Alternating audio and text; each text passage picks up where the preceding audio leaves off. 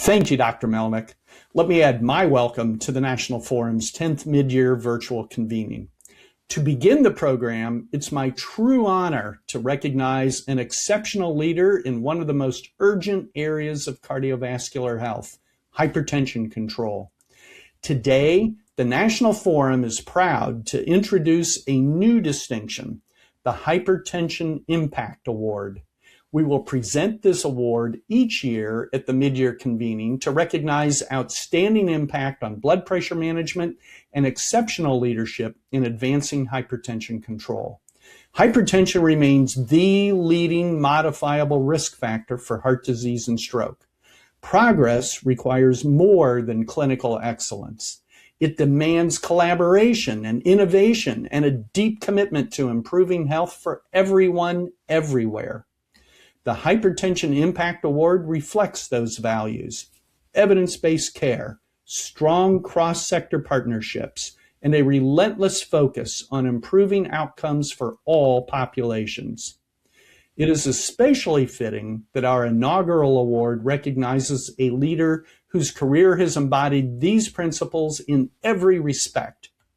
I am honored to present the first ever Hypertension Impact Award to Dr. Keith Copeland Ferdinand, the Gerald S. Berenson Endowed Professor in Preventive Cardiology and Professor of Medicine at Tulane University School of Medicine.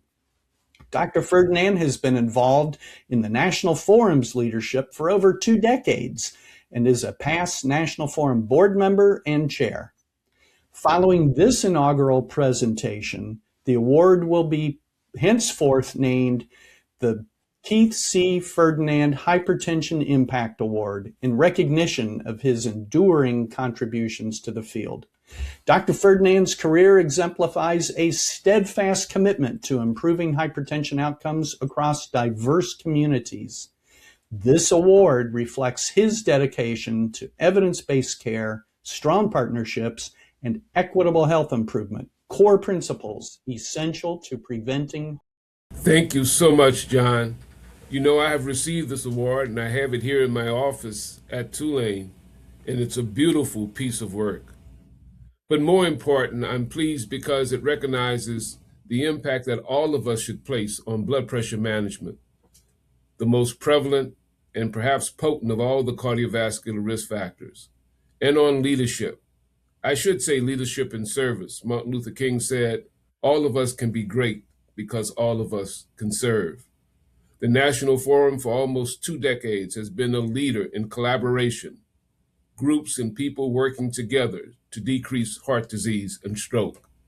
And we were one of the proponents of team-based care, not just the 15-minute doctor's visit, but nurses, nurse practitioners, pharmacists, nutritionists, epidemiologists, public health officials, mayors, and everyday people working together to collaborate to control heart disease and stroke.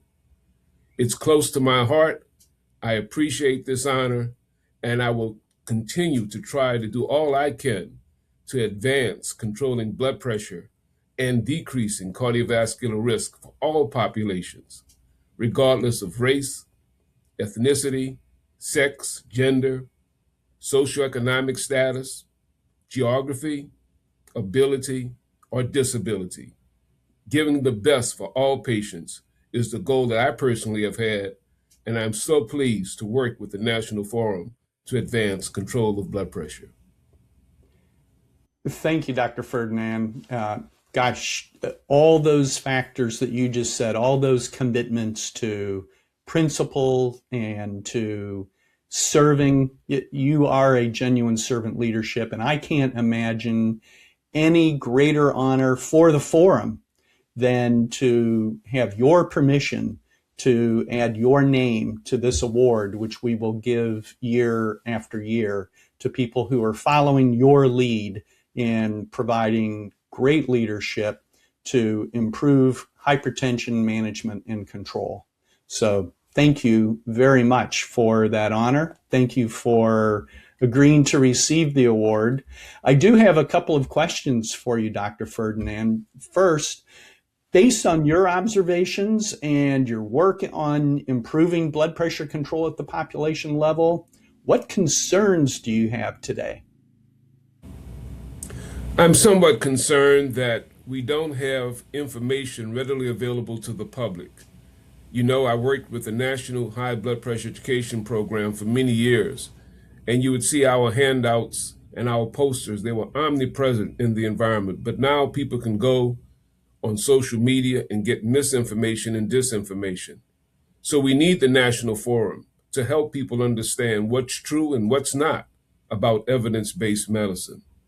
I'm also concerned that as we develop new devices and new medications, that we make sure that they're available to all people, regardless of insurance status and high copays, because it really actually widens disparities if we have something that's new and fantastic, but certain people can't get access. That is such a valuable point. Thank you. And you may have just provided a segue to my next question, Dr. Ferdinand, which is what excites you the most about our joint or collective pursuit of 80% hypertension control population wide, and what we're really driving for, which is the elimination of disparities in blood pressure management and hypertension control? It excites me very much that we have groups like the National Forum who are committed to reducing disparities, that making sure that all people have the best medicines available, that they embrace lifestyle and get the best information so that they can make personal choices for their lives. The National Forum has been a leader in the idea of collaboration. The public health officials, clinicians, epidemiologists, and others working together. So that really excites me that you have continued this work, John. Well, thank you very much, Dr. Keith C. Ferdinand. Congratulations on this award. And thank you again for your longstanding servant leadership for improving cardiovascular health for everyone everywhere and to our National Forum.